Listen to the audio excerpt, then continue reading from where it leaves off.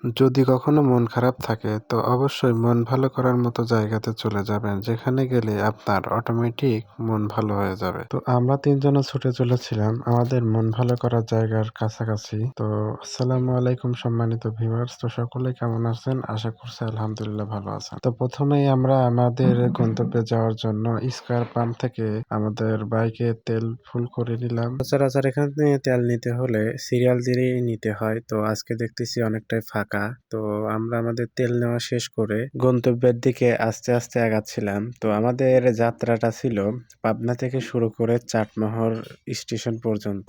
তো এখানে আমরা প্রায় সময় যেয়ে থাকি সচরাচর। চাটমোহরে গেলে আমরা বেশিরভাগ সময় টেবুনিয়া হয়ে যাই। তো আজকে আমরা ভিন্ন রাস্তা দিয়ে ঢুকতেছি। তো আমরা সিংহা বাজার থেকে একদম মাহমুদপুরের যে রাস্তাটা আছে একদম দেবোত্তরের দিকে চলে গেছে। তো আমরা নিরিবিলি জায়গার জন্যই আমরা আর কি এই রাস্তাটা বেছে নেওয়া। তো এই কারণে একদম সিংহা বাজার দিয়ে ঢুকেছিলাম। তো কথা বলতে বলতে অনেকটা রাস্তায় পার হয়ে চলে এসেছি। এখন আমরা দেবোত্তর বাজারের খুব কাছাকাছি।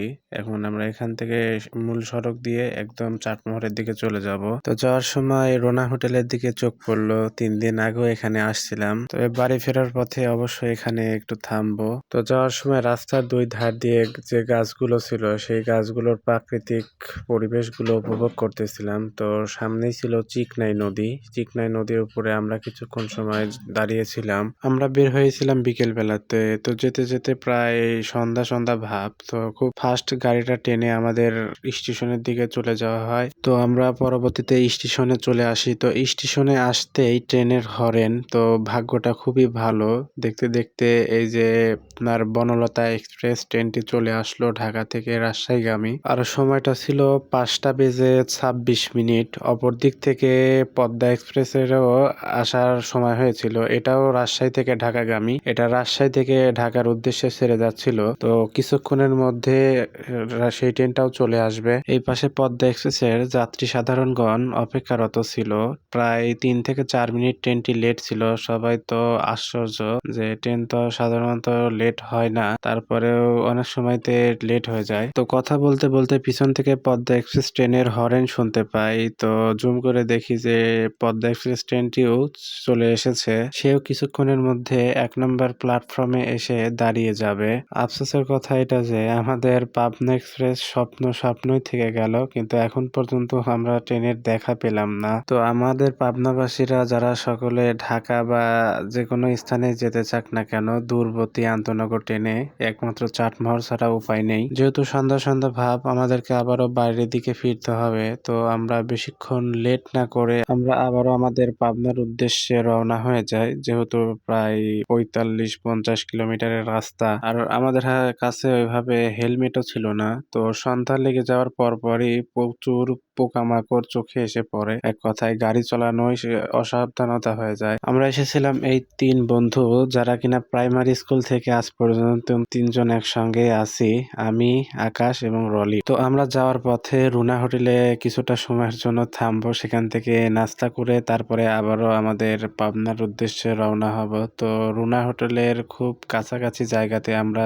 চলে এসেছিলাম। তো আমরা আসতেই দেখি রুনা হোটেলের সামনে প্রায় ব্লাক চলতেছে। রাস্তার সামনে দিয়ে সব গাড়ি ঘোড়া পার্কিং করা রয়েছে। ভিতরেও খুব ভিড়। তো আমরা বাইরে বেশিক্ষণ না দাঁড়িয়ে আমরা ভিতরের দিকে ঢুকে যাই, যেহেতু খুব সময় সীমিত।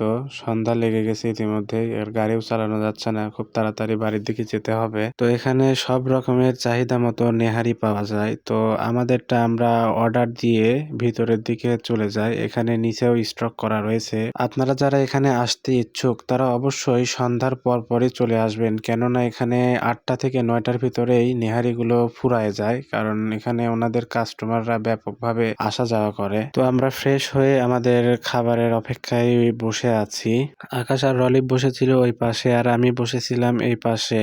তো কথা বলতে বলতে আমাদের খাবারও চলে আসে। এখানকার নেহারিগুলো 60 টাকা থেকে শুরু করে 220 বা 40 টাকা পর্যন্ত হয়ে থাকে। তো আপনি আপনার ইচ্ছা মতো চাহিদা মতো নিতে পারবেন। তো কথা না বাড়িয়ে আমরা সবাই খাওয়া শুরু করে দেই, আর খাওয়ার শেষে একটু মিষ্টি মুখ করি। কি খাচ্ছ তুমি? দই। আর তুমিও দই খাচ্ছ? পায়েস খাচ্ছি। পায়েস খাও।